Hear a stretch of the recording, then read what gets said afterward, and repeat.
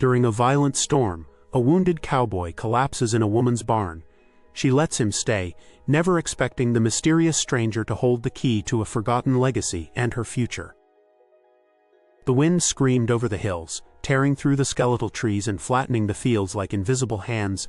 Lila Camden had spent her entire life on Lone Cedar Ranch and had seen her fair share of storms, but this one felt different.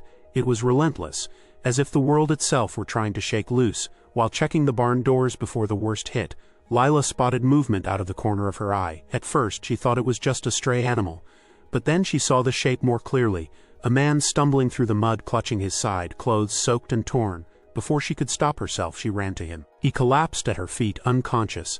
Blood streaked down his temple. His boots were barely holding together. Instinct said to be cautious. She lived alone and didn't need trouble. But something in his face, even unconscious, told her he wasn't a threat. She dragged him into the barn, covered him in an old quilt, and sat beside him with her father's old shotgun on her lap. She didn't know who he was, but something told her this night was going to change everything. By the time morning broke, the storm had passed, leaving behind a soggy, wind-battered landscape. Lila sat by the barn door, sipping strong black coffee, occasionally glancing at the man still wrapped in the quilt. He hadn't stirred all night. She debated calling the sheriff. But something stopped her. Maybe it was the way he'd collapsed, like someone who'd given up completely. Or maybe it was the deep loneliness she recognized in his face. She knew that feeling well. When he finally stirred, he groaned, trying to sit up. "You're in my barn," she said bluntly. "You were half dead last night." He blinked, groggy. "Where am I?" "Just outside Dry Creek." He looked confused. "Dry Creek? I used to know this place." Lila narrowed her eyes. "Used to," he rubbed his temple. "Name's Cole Brenner. I grew up around here. Left a long time ago." She didn't press for more, but his answer sat heavy in the room. She offered him coffee and he took it with shaking hands. Despite her better judgment, she let him stay, just for the day, she told herself, just until he could walk again. But deep down, she already knew it wouldn't be that simple. The next day, Lila let Cole stretch his legs. He moved slow, like a man used to pain, but he insisted on helping with the morning chores. There was a quiet strength in him, worn down but not gone. As they walked the fence line, something in his posture shifted. They came to the western ridge, where the land sloped down into a grove of trees. Cole stopped cold. "This used to be my family's land," he murmured. Lila turned to him. "Yours? My father ran Brenner Ranch. It was huge once. All of this was ours. But after he died, things fell apart." He didn't explain further, and she didn't push. But the way he looked at the land told her the story wasn't finished. Later, she asked her father, Walter, who now lived in town, about the Brenners. He confirmed it. They had a real empire once, but the cousin, Daryl, he's the one who ruined it. Lila wondered why Cole had come back now. What had he lost or hoped to reclaim? Whatever the reason, he wasn't just some drifter. He had roots in this soil, roots that had been torn out, and maybe, just maybe, were ready to grow again. That evening, Cole finally opened up. They sat in the kitchen, a storm lamp casting long shadows on the wooden walls. Lila poured 2 mugs of coffee and waited. "My father was a hard man," Cole began. "Not cruel, but stern. He taught me everything I know about land, how to respect it, how to care for it. What happened? My cousin Daryl happened. When Dad died, the will left most of the land to me. Daryl didn't like that. He forged paperwork, lied to the bank, and I didn't fight him. I was too angry, too broken." Lila listened quietly. She could see the weight of regret on his face. "After that I left, been drifting ever since." She reached for his empty mug. "And now," Cole looked up, "now I'm tired of running." For the first time, he wasn't just a stranger. He was a man with a story, a painful one, and despite everything, she found herself wanting to hear more. Lila offered Cole the spare room in the main house. He hesitated, clearly uncomfortable being under anyone's roof. But she insisted. "You're no good to me half dead," she said. "If you want to earn your keep, fine, there's plenty to fix." So he stayed. Days turned into weeks. He mended fences, jobbed wood, even helped restore the old chicken coop. The land began to respond, grass growing greener, animals more lively. But it wasn't just the ranch changing. Cole had a quiet way about him. He didn't say much, but when he did, his words carried weight. Lila caught herself watching him sometimes, watching the way he studied the sky before rain, or how he always tipped his hat at her like it mattered. She'd been alone a long time. She liked it that way. But with Cole around, the silence didn't feel so empty anymore. One night over dinner, he said softly, "I haven't felt this useful in years." She looked at him, surprised by the vulnerability in his voice. "Then stay," she said, "as long as you need." Neither of them said more. They didn't need to. Something unspoken had shifted, and neither of them wanted to stop it. Just when things started to feel stable, the past came knocking. Lila had gone into town for supplies and returned with tension written all over her face. "There was a man at the hardware store," she said. "Tall, black coat, asked about you." Cole stiffened. "What did he say?" Said his name was Daryl Brenner. Cole stood, anger flashing across his usually calm face. "I knew he'd show his face eventually." Lila crossed her arms. "Want to tell me why your cousin is sniffing around?" He sat down heavily at the kitchen table. "He's greedy, always has been. When I didn't contest the will, he claimed it all, sold half of it, leveraged the rest. But some of it was never legally transferred. He knows that now, and he's back to make sure I disappear before I contest anything." Lila sat opposite him. "So what are you going to do?" Cole looked her dead in the eye. "What I should have done 10 years ago, stand up to him." Lila reached out, covering his hand with hers. "Then you won't be doing it alone." For the first time in years, Cole didn't feel like he had to fight alone, and that changed everything. Cole remembered an old hunting cabin deep in the woods, a place his father used to go when he needed quiet. If any records still existed, they'd be there. The cabin had belonged to his father before the ranch was split. Lila agreed to take him. They packed a lunch, grabbed a flashlight, and made the drive down the overgrown path. The place was a ruin. The door hung loose and vines crept through cracked windows, but inside, the dusty furniture and aged paper smells brought back a flood of memories for Cole. They searched the cabin for hours. It was Lila who noticed the loose floorboard beneath the hearth. Inside, wrapped in oilcloth, was a metal box containing old records, property maps, letters, and one document that made Cole's breath catch. The original deed, with his name on it, unsigned by any transfer to Daryl. He sank to his knees, holding the document like it was gold.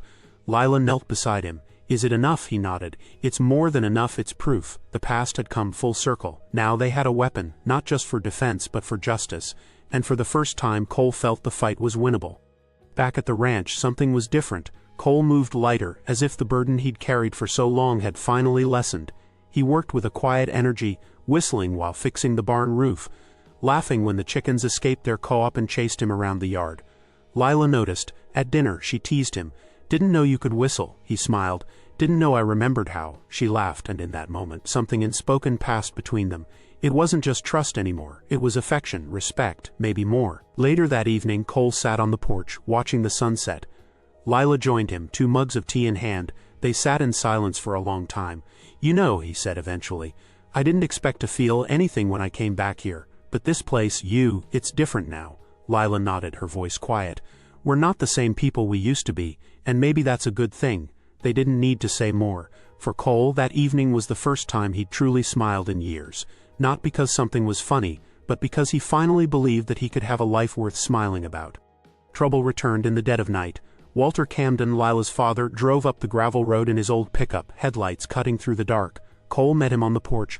"Someone cut the north fence," Walter said grimly. "Found this nailed to the gate." He handed over a slip of paper. Cole read the 3 words aloud. "Not your land." His jaw clenched. "Daryl's not being subtle." Lila came out, rubbing sleep from her eyes. "What's going on?" Cole handed her the note. "He's starting the mind games. Wants us to know he's watching." Walter folded his arms. "You still want to go through with this?" "I've got no choice," Cole said. "He'll come after this place with or without a fight." Lila stood beside him. "Then we fight back, all of us." For the first time in years, Cole wasn't alone in the war for his family's legacy. He had allies, good ones, people who cared. And that made Daryl's threats less frightening. Still, the fire had been lit, and Cole knew the next few weeks would determine everything: who kept the land, who stood tall, and who broke under the weight of it all. They spent the next week preparing, not just physically but mentally. Walter helped reinforce the fences. Lila installed a security camera system with motion sensors. Cole spent hours on the phone with a lawyer from the state capitol, learning everything he could about property disputes. Every night, the 3 of them met at the kitchen table and reviewed their plan. The deed would be verified, witness statements gathered, Cole's story documented. Cole was quiet but focused. Lila admired his determination.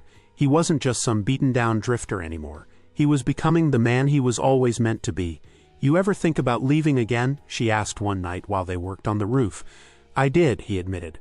"Right up until I met you." The words hung in the air. Lila didn't answer. She didn't need to. Her presence, her fight beside him, said it all. Whatever storm Daryl was brewing, they would face it together. And Cole, for the first time, wasn't afraid of losing, because this time he had someone worth standing for. It happened just after midnight. The sharp smell of smoke woke Cole from a dead sleep. By the time he and Lila were outside, the northern pasture was aglow with flames licking at the dry grass and fence posts. The fire moved quickly, devouring everything in its path. Lila ran for the water pump. Cole grabbed shovels, buckets, and anything they could use to slow the spread.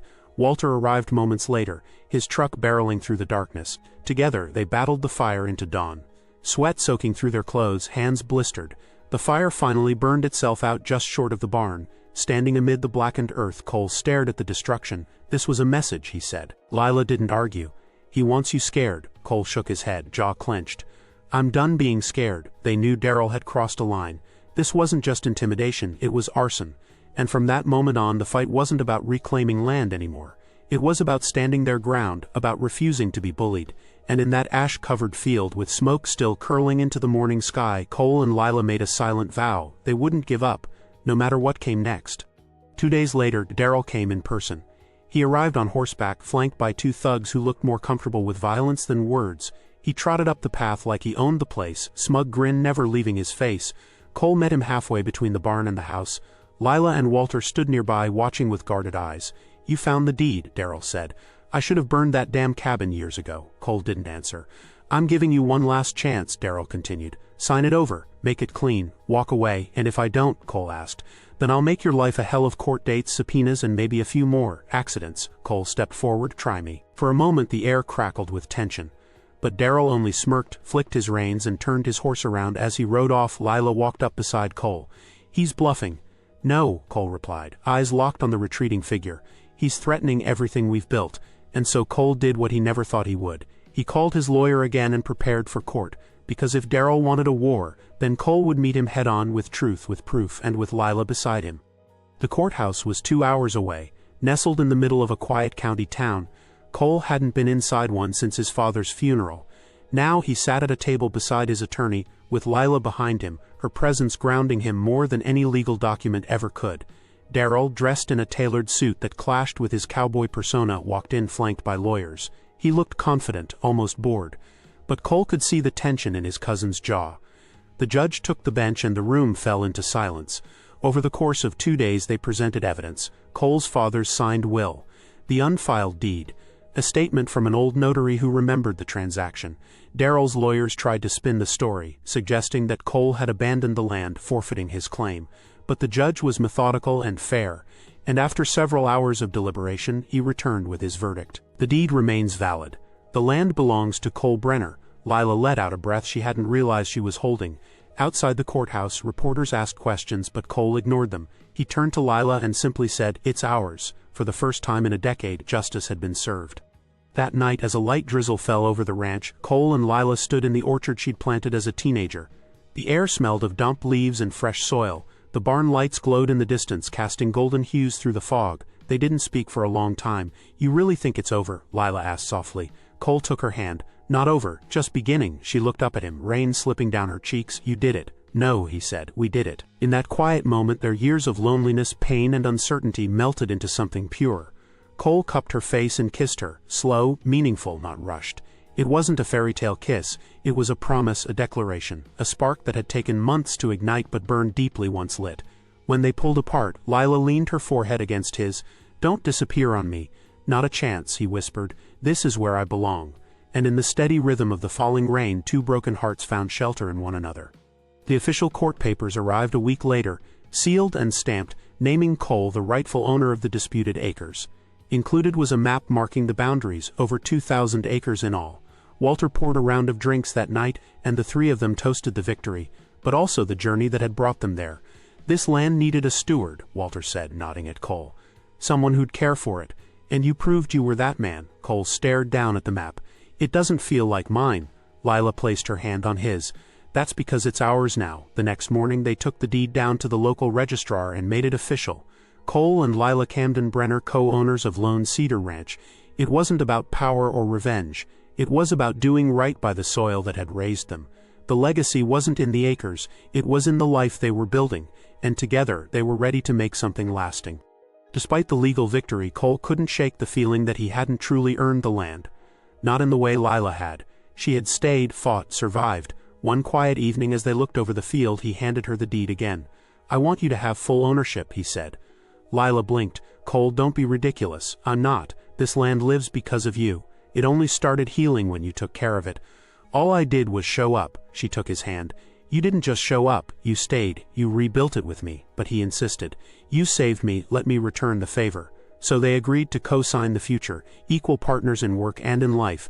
The deed bore both names now, and it felt right. It was never just about acreage, it was about belonging, and now they both did. With the land secure, they dreamed bigger. Cole suggested they start a community program.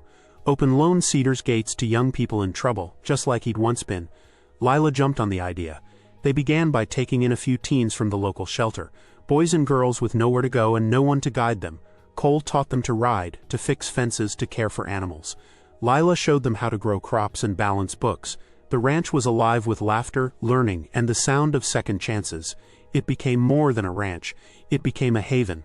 And every evening as the sun dipped low and the porch lights flickered on, Cole and Lila sat together, watching the future unfold across the land they now called home. It was under the old pear tree where Cole knelt. I never planned on staying, he said.